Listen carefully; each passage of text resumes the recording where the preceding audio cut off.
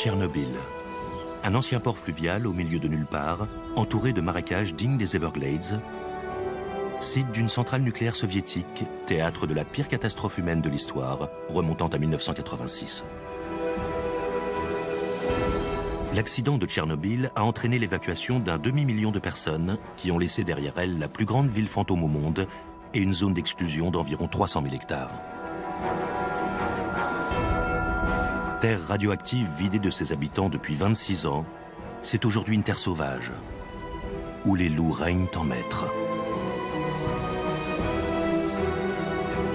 Des scientifiques sont entrés dans la zone interdite pour savoir comment survivent ces loups radioactifs.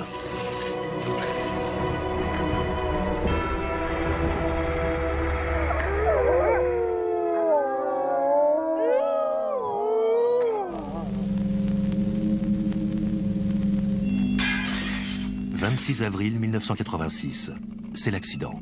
La fusion du réacteur numéro 4 de la centrale nucléaire de Tchernobyl dans le sud-ouest de l'Union soviétique. La catastrophe propage dans l'atmosphère l'équivalent radioactif de 100 bombes d'Hiroshima. 430 000 personnes doivent quitter leur foyer à jamais. Des nuages de poussière radioactive traversent toute l'Europe. Une contamination à l'échelle d'un continent.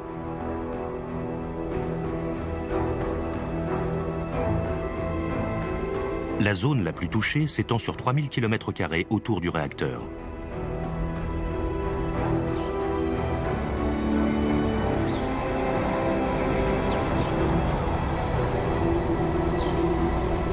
Cette zone d'exclusion est déclarée impropre à l'habitation. On ne peut y entrer que sur autorisation spéciale par l'un des postes de contrôle.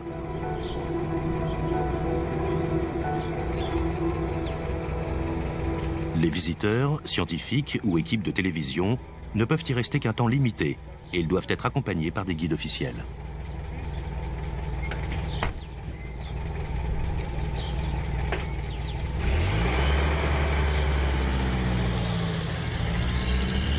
La campagne s'arrête brusquement ici.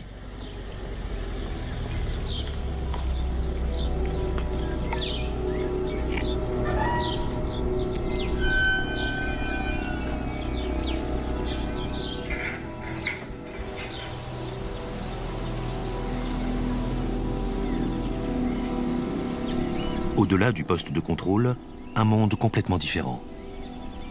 Un monde sans hommes.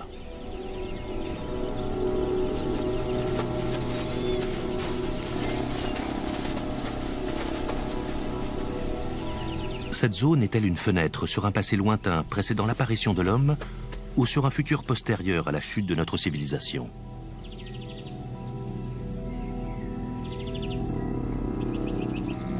Quand les hommes ont fui, la faune, elle, est restée. Comment les survivants et les nouveaux venus font-ils face à cette menace invisible?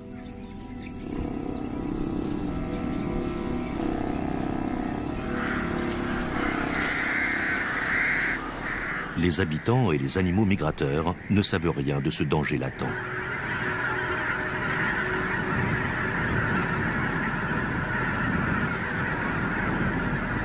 Les retombées de l'accident nucléaire se sont infiltrées dans les sols. Les particules radioactives sont absorbées par les plantes. Elles s'accumulent dans le bois des arbres et dans l'organisme des animaux.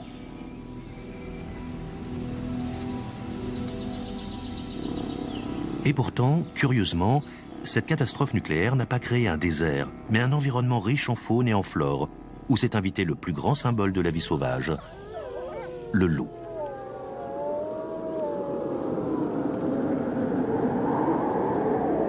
On spécule depuis des années sur le nombre de loups présents dans cette région. Il y en aurait au moins 300. Barbara et Christophe Promberger, spécialistes des carnivores, étudient les loups dans le monde entier, mais jamais dans des circonstances aussi étranges. Les Promberger sont là pour commencer une étude qui sera poursuivie sur le long terme par des scientifiques de la région. Ils ont une longue liste de questions. Combien de loups vivent dans cette zone? Sont-ils natifs d'ici ou ont-ils immigré il y a peu? La population de loups dans cette région est-elle différente de celle vivant dans des zones non radioactives?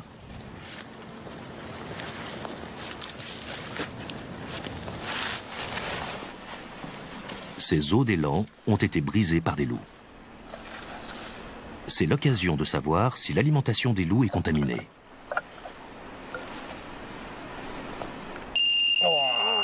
Les radiations sont 50 fois supérieures à la normale.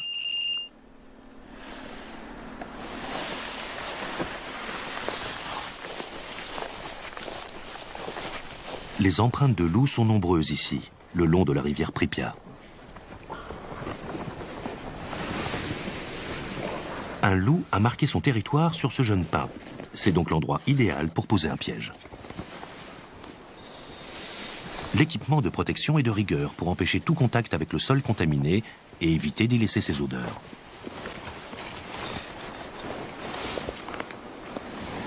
Barbara et Christophe veulent placer un collier émetteur sur plusieurs loups pour étudier leurs mouvements.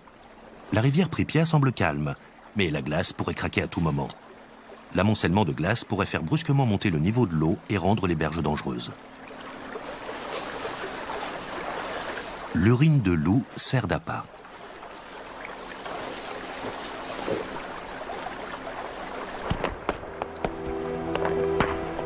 Cet après-midi-là, la montée des eaux de la rivière Pripia fait éclater des millions de tonnes de glace.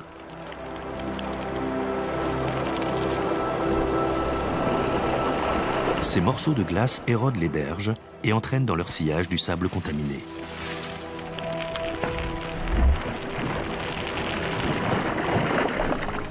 Depuis la dernière période glaciaire, la rivière ne cesse de sculpter et façonner le terrain autour de Tchernobyl. Pripia, ainsi que toute la zone d'exclusion, font partie d'un paysage en perpétuelle évolution. Pour aller vérifier tous les pièges à loups répartis dans la zone, Barbara et Christophe se séparent et font équipe avec des collègues de la région. Ils se munissent de dosimètres, mais n'ont pas besoin d'équipement de protection tant qu'ils ne creusent pas le sol.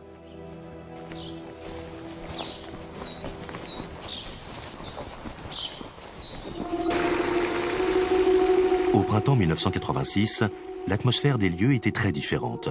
Des dizaines de milliers de liquidateurs ont été déployés pour contenir la catastrophe nucléaire. Au total, ils ont été plus de 600 000 à intervenir sur place.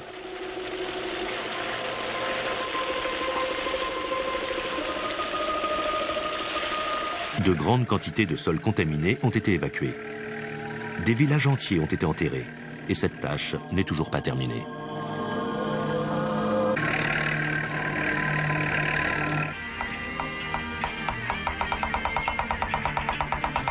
Près de 150 communautés villageoises ont été déplacées. Des ouvriers agricoles dans des exploitations collectives pour la plupart.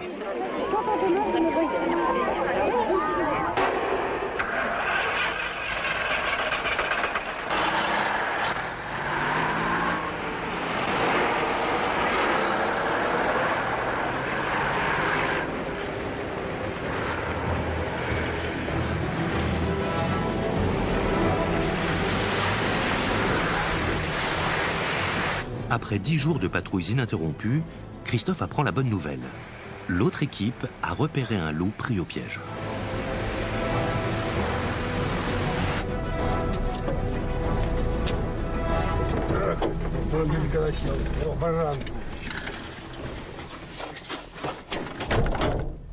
Mais pourquoi se focaliser sur les loups? Parce que dans cette région, ils sont au sommet de la chaîne alimentaire.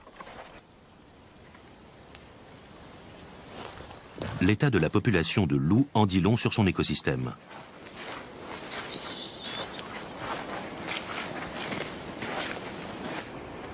Ce loup est pris au piège depuis plusieurs heures. Il est effrayé et il fait le mort. C'est le comportement typique d'un jeune loup.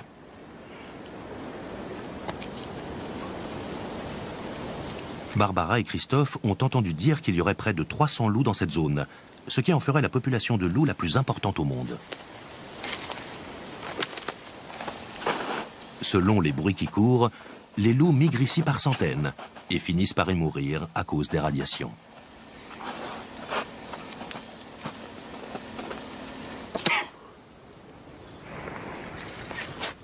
Mais c'est peut-être l'inverse. Tous ces loups sont peut-être nés ici, car il n'y avait aucun homme pour chasser leurs parents et leurs proies.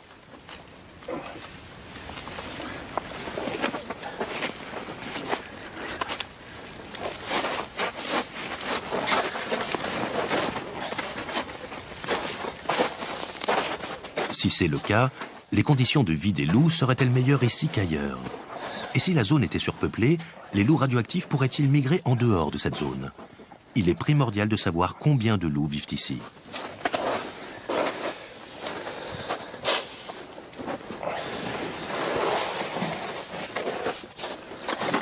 La patte prise dans le piège semble intacte.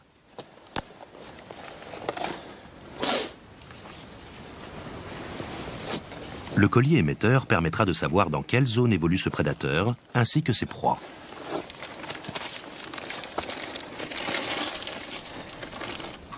Le port du masque est maintenant nécessaire, car la fourrure du loup est certainement radioactive. Barbara et Christophe ne doivent en aucun cas inhaler ou avaler l'un de ses poils.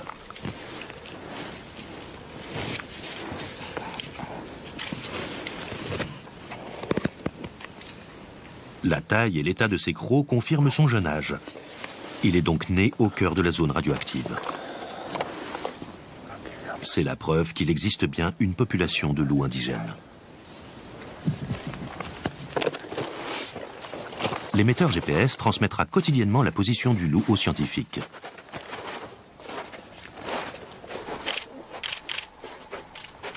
Barbara et Christophe appellent leur loup Boy, qui signifie bagarre en russe.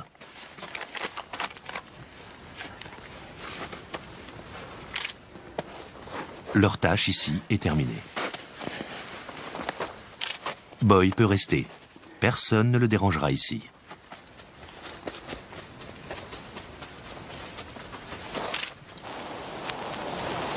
Mais ça n'a pas toujours été le cas. Avant la catastrophe, les loups faisaient l'objet d'une chasse intensive dans la région. Et en dehors de la zone, ça n'a pas changé.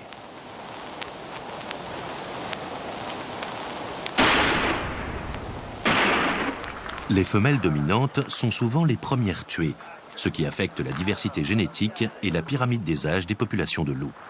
Mais pour les loups de Tchernobyl, la plus grande menace n'était pas la chasse, mais la déforestation massive qui a eu lieu dans les années 20.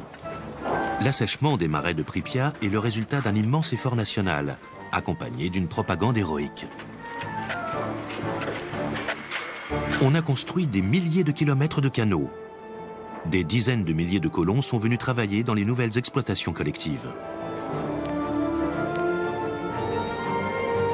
L'assainissement des terres avait pour but d'augmenter la production alimentaire pour le peuple soviétique.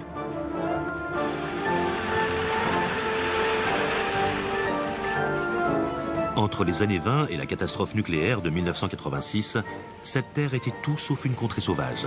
C'était le grenier à blé de l'Union soviétique.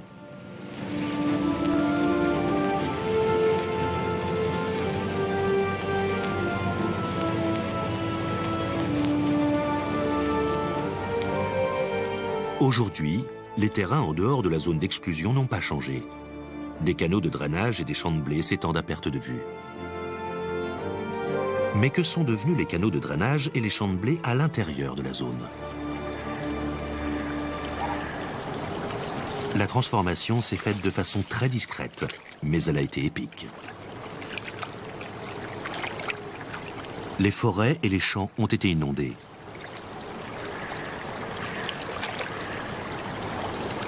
La Biélorussie a toujours été le pays des castors. Avec la rivière Pripyat qui traverse la zone, les castors n'ont pas tardé à réapparaître.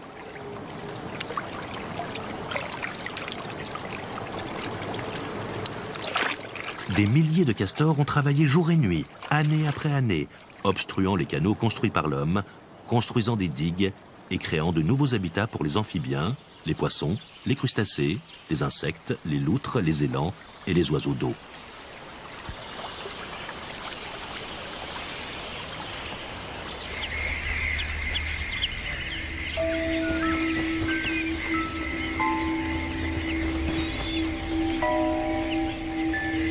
Les fameux marécages de Pripyat avaient réussi à arrêter l'armée de Gengis Khan. Aujourd'hui, les marais font leur retour grâce à un réacteur nucléaire et au plus gros rongeur d'Europe.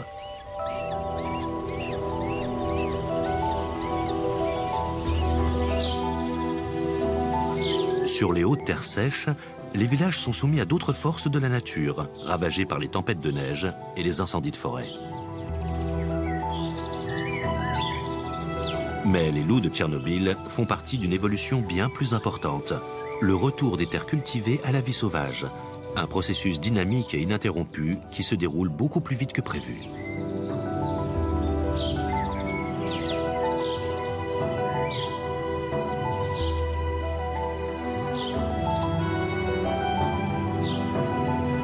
Ici, les arbres fruitiers vieillissants s'écroulent sur les toits.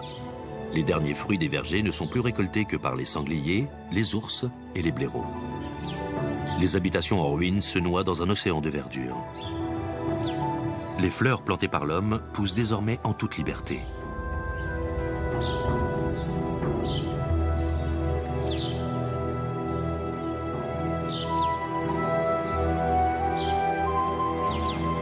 À l'entrée de chaque village, un moellon rappelle le nom de la ville et le nombre de personnes qui vivaient ici.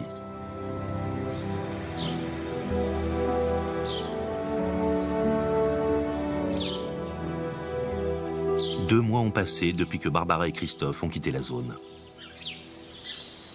L'homme qui a pris le relais gère depuis de nombreuses années un programme de surveillance des loups dans une région située en dehors de la zone d'exclusion. Il s'agit de Vadim Siderovitch, professeur à l'Académie des sciences de Biélorussie. Nous sommes en mai. Vadim recherche les nouvelles portées de louveteaux.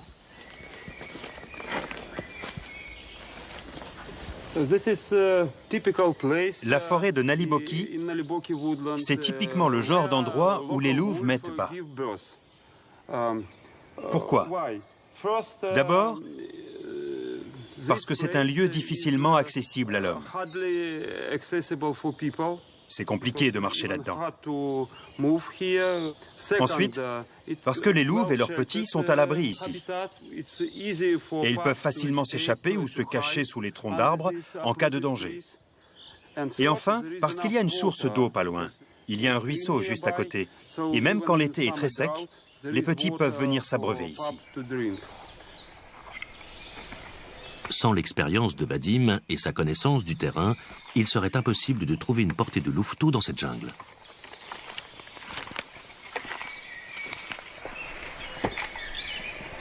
Avec les années, Vadim a appris à penser comme un loup. Il sait où il se sent le plus en sécurité.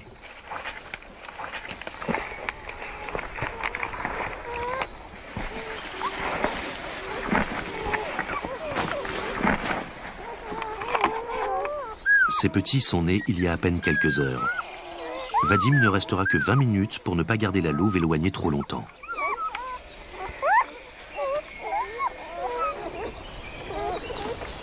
Il compte le nombre de louveteaux, regarde s'il s'agit de mâles ou de femelles, et il examine leur état de santé.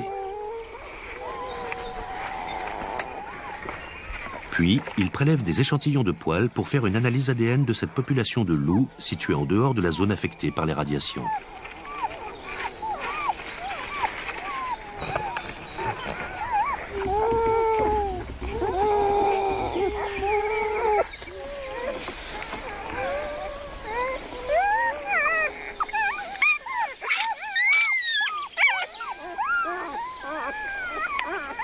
Vadim va comparer ces données issues d'une zone non contaminée avec celles qu'il recueillera à l'intérieur de la zone contaminée.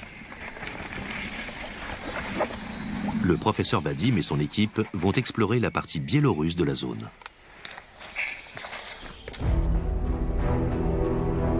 Quand l'Union soviétique s'est effondrée en 1991, la Biélorussie et l'Ukraine ont proclamé leur indépendance, divisant les scientifiques qui travaillaient des deux côtés de la frontière. La partie ukrainienne de la zone s'étend sur le delta intérieur reliant la rivière Pripyat au fleuve Dniepr.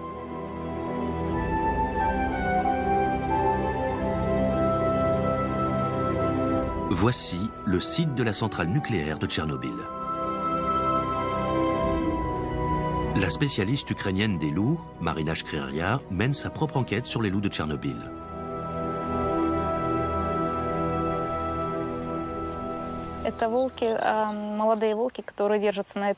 Une meute de loups patrouille régulièrement sur cette rive, dit-elle. La ville de Pripyat se cache juste de l'autre côté.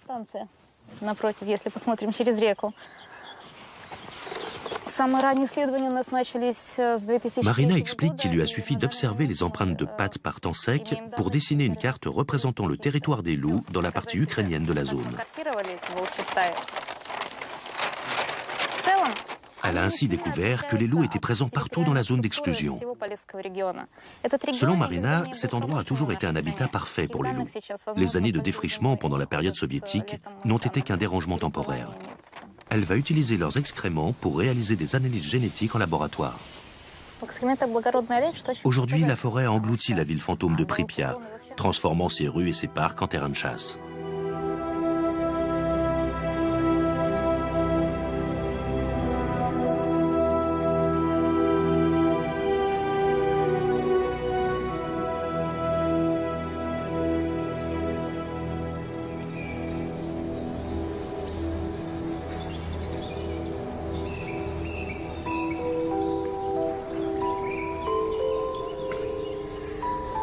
Pripyat était une ville nouvelle de 58 000 habitants, construite près du vieux port de commerce juif de Tchernobyl.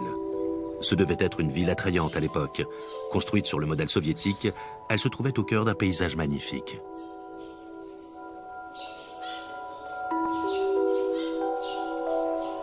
Voici la place centrale de la ville la plus verdoyante au monde, où une profusion de roses, de jasmins et d'arbres bordant les avenues poussent en toute liberté.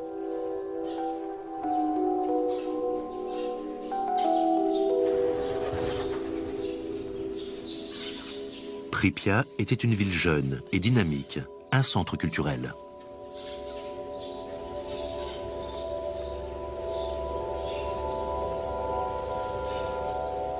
Des ingénieurs et des scientifiques vivaient et élevaient leur famille ici, des hommes bien éduqués, issus d'un milieu privilégié, qui travaillaient pour la centrale nucléaire, dans les laboratoires de recherche et les installations militaires.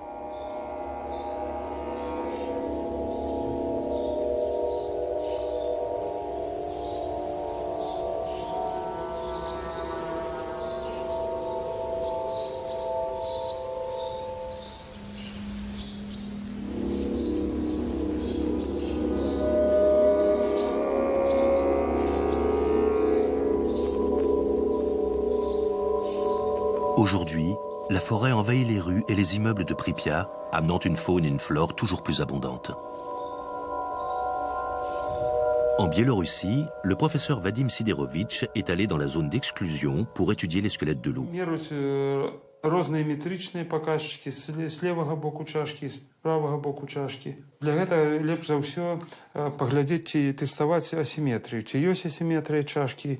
Avec l'aide de Grigori Ivanovitch, Vadim compare les squelettes de loups trouvés dans la zone et en dehors de la zone pour repérer les éventuelles anomalies liées aux radiations.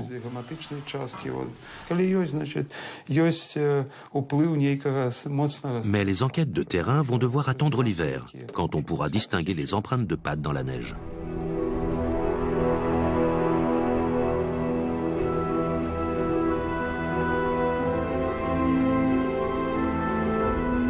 Aujourd'hui, après une tempête de neige, 2 membres du groupe d'études se préparent à suivre les loups à la trace. Un autre loup a été muni d'un collier émetteur, une toute jeune femelle appelée Lara.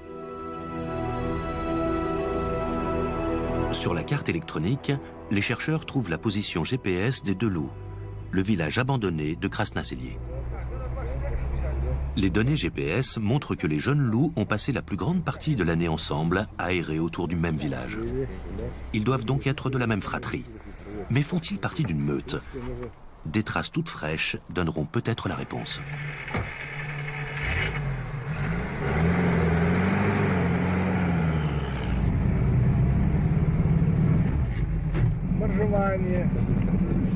Dans la zone d'exclusion, seuls quelques kilomètres de route ont été déneigés pour la police et les patrouilles de gardes forestiers.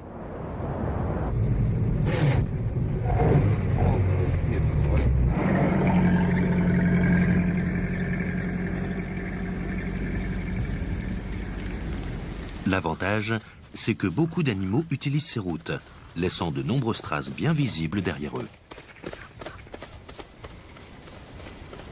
Un élan blessé, que les loups ne vont pas tarder à repérer. Ce pigargue à queue blanche n'attend qu'une chose, que les loups fassent leur travail. La zone la plus touchée s'étend sur 3000 km² autour du réacteur.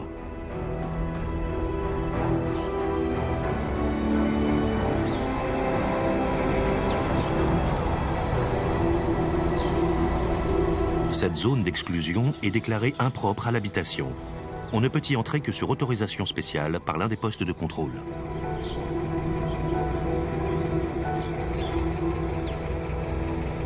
Les visiteurs, scientifiques ou équipes de télévision ne peuvent y rester qu'un temps limité et ils doivent être accompagnés par des guides officiels.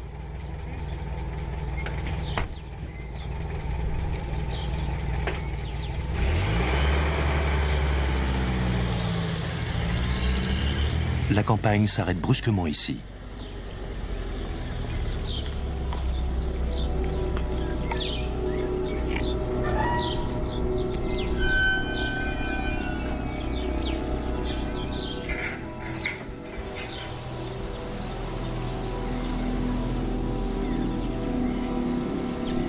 Au-delà du poste de contrôle, un monde complètement différent. Un monde sans hommes.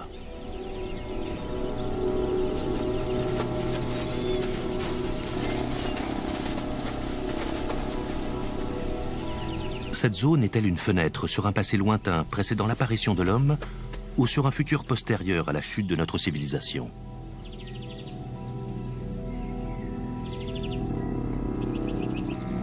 Quand les hommes ont fui, la faune, elle, est restée. Comment les survivants et les nouveaux venus font-ils face à cette menace invisible?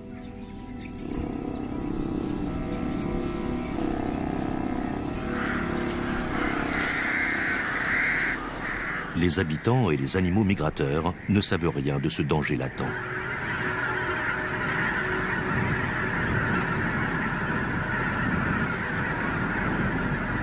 Les retombées de l'accident nucléaire se sont infiltrées dans les sols. Les particules radioactives sont absorbées par les plantes. Elles s'accumulent dans le bois des arbres et dans l'organisme des animaux.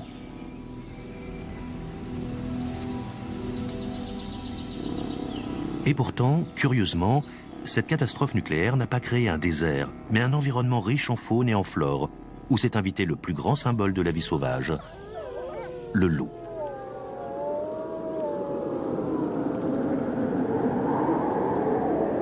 On spécule depuis des années sur le nombre de loups présents dans cette région. Il y en aurait au moins 300.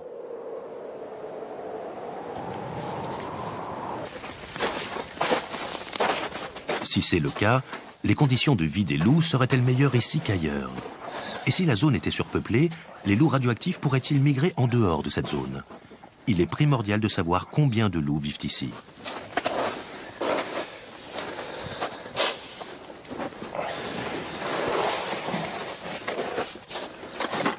La patte prise dans le piège semble intacte.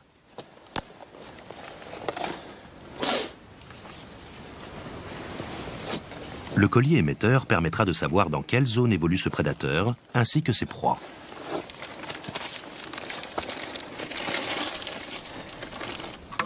Le port du masque est maintenant nécessaire, car la fourrure du loup est certainement radioactive. Barbara et Christophe ne doivent en aucun cas inhaler ou avaler l'un de ses poils.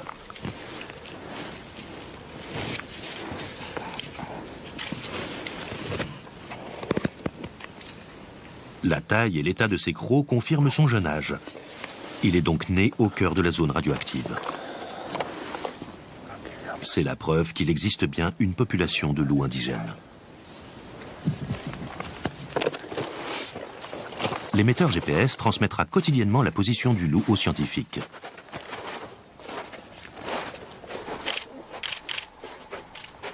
Barbara et Christophe appellent leur loup Boy, qui signifie bagarre en russe.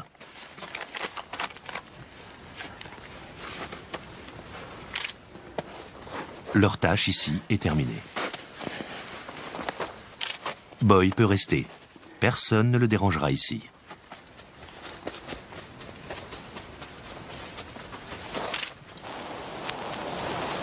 Mais ça n'a pas toujours été le cas.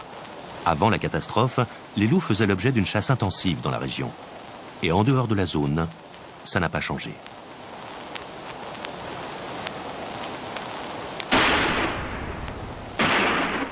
Les femelles dominantes sont souvent les premières tuées, ce qui affecte la diversité génétique et la pyramide des âges des populations de loups.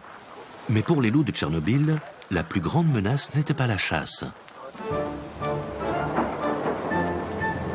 mais la déforestation massive qui a eu lieu dans les années 20. L'assèchement des marais de Pripyat est le résultat d'un immense effort national, accompagné d'une propagande héroïque.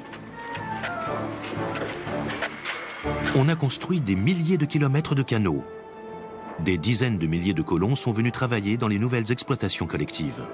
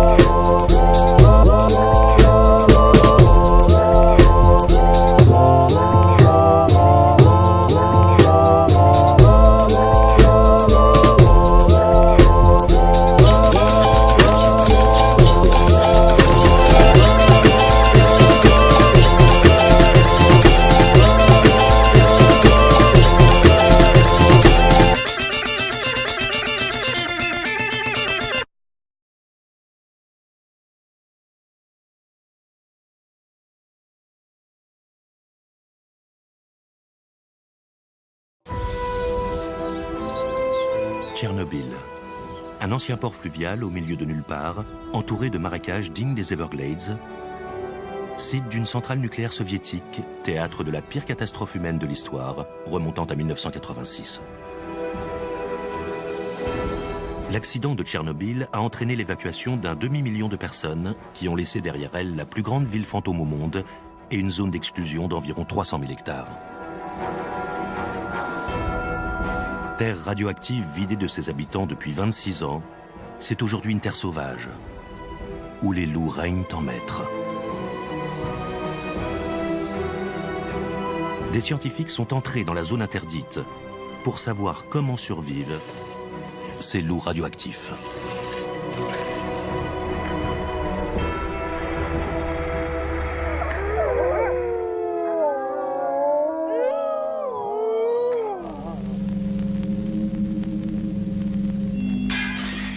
« 26 avril 1986, c'est l'accident.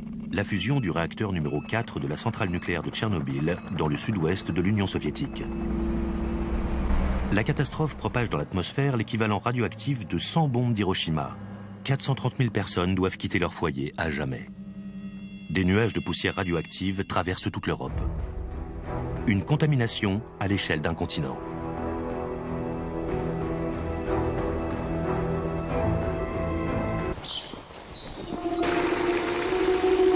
Au printemps 1986, l'atmosphère des lieux était très différente. Des dizaines de milliers de liquidateurs ont été déployés pour contenir la catastrophe nucléaire. Au total, ils ont été plus de 600 000 à intervenir sur place.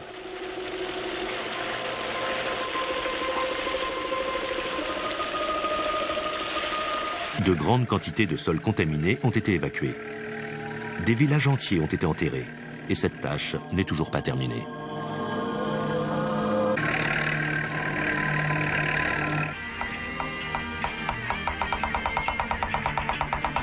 Près de 150 communautés villageoises ont été déplacées. Des ouvriers agricoles dans des exploitations collectives pour la plupart.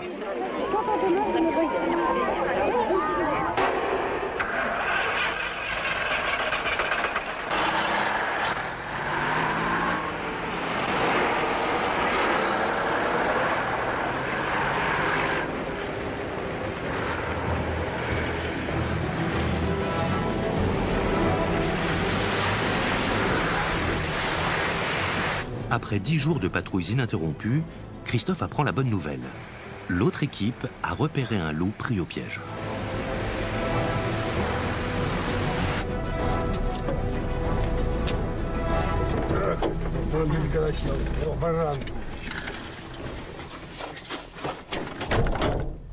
Mais pourquoi se focaliser sur les loups? Parce que dans cette région, ils sont au sommet de la chaîne alimentaire. L'état de la population de loups en dit long sur son écosystème.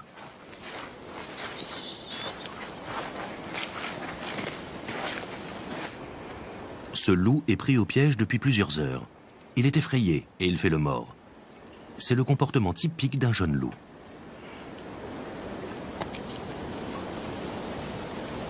Barbara et Christophe ont entendu dire qu'il y aurait près de 300 loups dans cette zone, ce qui en ferait la population de loups la plus importante au monde. Selon les bruits qui courent, les loups migrent ici par centaines et finissent par y mourir à cause des radiations.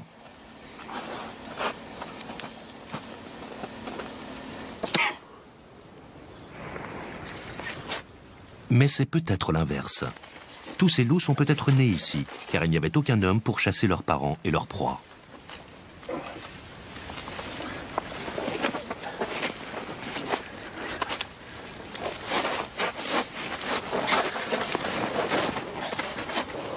Barbara et Christophe Promberger, spécialistes des carnivores, étudient les loups dans le monde entier, mais jamais dans des circonstances aussi étranges. Les Promberger sont là pour commencer une étude qui sera poursuivie sur le long terme par des scientifiques de la région. Ils ont une longue liste de questions. Combien de loups vivent dans cette zone? Sont-ils natifs d'ici ou ont-ils immigré il y a peu? La population de loups dans cette région est-elle différente de celle vivant dans des zones non radioactives?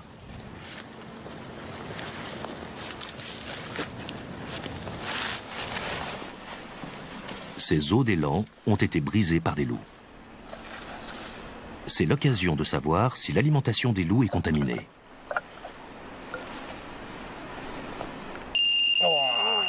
Les radiations sont 50 fois supérieures à la normale.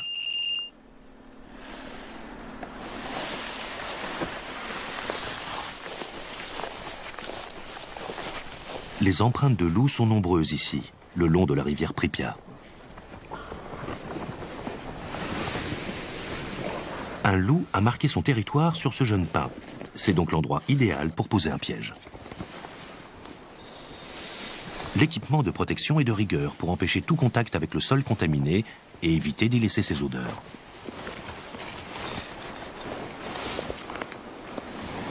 Barbara et Christophe veulent placer un collier émetteur sur plusieurs loups pour étudier leurs mouvements. La rivière Pripyat semble calme, mais la glace pourrait craquer à tout moment. L'amoncellement de glace pourrait faire brusquement monter le niveau de l'eau et rendre les berges dangereuses. L'urine de loup sert d'appât.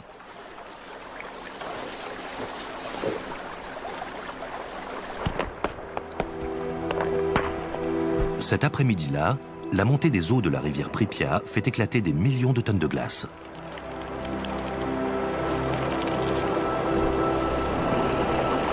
Ces morceaux de glace érodent les berges et entraînent dans leur sillage du sable contaminé.